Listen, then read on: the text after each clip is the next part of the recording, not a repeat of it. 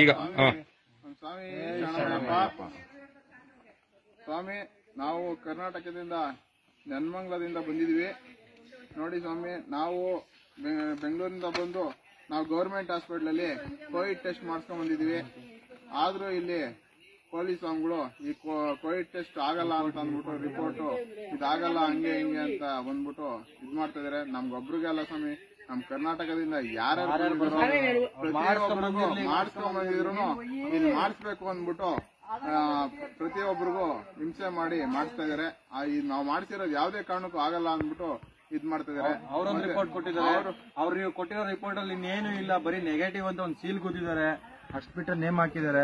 ಅದ್ 625 ರೂಪಾಯಿ ಕಲೆಕ್ಟ್ ಮಾಡ್ಕೊಂತಿದ್ದಾರೆ. ಬರೀ ಇಷ್ಟಕ್ಕೆ ಅವರು 625 ರೂಪೀಸ್ ಇಸ್ಕೊಂಡು ಚಾರ್ಜ್ ಮಾಡ್ತಾ ಇದಾರೆ. ಇದು ಸ್ವಾಮಿ ಡೂಪ್ಲಿಕೇಟ್. ನಮ್ಮ ಹತ್ರ ಸುಮ್ನೆ ಟೆಸ್ಟ್ ಮಾಡ್ಬಿಟ್ಟು ಅಲ್ಲಿ ಯಾವ್ದೋ ಇದಕ್ಕೆ ಹಾಕ್ಬಿಟ್ಟು ಆಯ್ತು ಅಂತ ಅದು ಗೊತ್ತಿಲ್ಲ ಸ್ವಾಮಿ. ಬರುತ್ತಾ ಬಿಡುತ್ತಾ 5 ನಿಮಿಷದ ಒಳಗಡೆ ಬರ್ತೈತೆ. 5 ನಿಮಿಷದ ಒಳಗಡೆ ರಿಪೋರ್ಟ್ ಬಂತು ಅಂದ್ಬಿಟ್ಟು ಒಂದು ಸೀಲು ಸೈನ್ ಹಾಕ್ಬಿಟ್ಟು ಎಲ್ಲ ಸ್ವಾಮಿ ನಾವು ಅಲ್ಲಿ ಬಂದಿರೋ ಪ್ರತಿಯೊಬ್ರು ಎಲ್ಲಾ ಸ್ವಾಮಿಗಳು ನೋಡ್ಬಿಟ್ಟು ಎಲ್ಲಾರ್ಗು ನೆಗೆಟಿವ್ ಅಂತ ಸೀಲ್ ಅವ್ರ ಹತ್ರ ಇರೋದೇ ಒಂದು ನೆಗೆಟಿವ್ ಸೀಲು. ಆ ನೆಗೆಟಿವ್ ಸೀಲ್ ಬುದ್ಧಂಗ್ ಕೊಟ್ರು. ಇನ್ನೊಂದು ನಾವು ಮಾಡಿಸ್ಕೊಂಡ್ ಬಂದಿರೋ ರಿಪೋರ್ಟ್ ಅಲ್ಲಿನ ಡಾಕ್ಟರ್ಗಳು ತೋರಿಸಿದ್ಕೆ ಇದು ಆಗುತ್ತೆ ಅಂತ ಹೇಳಿದ್ರು. ಅಲ್ಲಿ ಪಕ್ಕದಲ್ಲಿ ಪೊಲೀಸ್ ಸ್ವಾಮಿಗಳು ಇದಾಗೋದಿಲ್ಲ, ನೀವು ಮಾಡಿಸ್ಕೊಂಡು ಹೋಗ್ಲೇಬೇಕು ಕಂಪಲ್ಸರಿ ಅಂತ ಅಂದ್ಬಿಟ್ಟು ನಮ್ಗೆ ಈ ತರದ್ ಮಾಡಿಸ್ಬಿಟ್ಟು ಕೊಟ್ಟಿದ್ದಾರೆ. ಸ್ವಾಮಿ, ನಾವು ಅಲ್ಲಿಂದ ಮಾಡಿಸ್ಕೊಂಡ್ ಬಂದಿರೋದು. ಇಲ್ಲಿರೋ ಡಾಕ್ಟರ್ಗಳು ಕೋವಿಡ್ ಅವ್ರ ಕೋವಿಡ್ ಟೆಸ್ಟ್ ಮಾಡೋ ಡಾಕ್ಟರ್ಗಳು ಹೇಳಿದ್ರು ಈ ರಿಪೋರ್ಟ್ ಆಗುತ್ತೆ ಅಂತ. ಆದ್ರೆ ಪೊಲೀಸ್ ಸ್ವಾಮಿಗಳು ಕಣ್ಣು ಹೊಡೆದ್ಬಿಟ್ಟು ಇಲ್ಲ ಅದಾಗಲ್ಲ ಅಂತ ಅಂದ್ಬಿಟ್ಟು ನಮ್ಮ ಹತ್ರ 625 ರೂಪಾಯಿ 11 ಸ್ವಾಮಿಗಳಿಗೆ ದುಡ್ಡು ಇಸ್ಕೊಂಡು 650 ಒಬ್ರಿಗೆ ಸ್ವಾಮಿಗಳಿಗೆ ಇಸ್ಕೊಂಡು ಕೋವಿಡ್ ಟೆಸ್ಟ್ ಮಾಡಿದ್ದಾರೆ. ನಾವು ಪ್ರತಿಯೊಬ್ರು ಕರ್ನಾಟಕದಿಂದ ಬರೋರ್ಗೆ ಹೇಳ್ತಾ ಇದೀನಿ ಕೇಳಿ, ಯಾರು ಕೂಡ ಅಲ್ಲಿ 1000 ರೂಪಾಯಿ ಕಾಸು ಕೊಟ್ಟು ಕರ್ನಾಟಕದಲ್ಲಿ ಮಾಡ್ಸಕ್ ಹೋಗ್ಬೇಡಿ.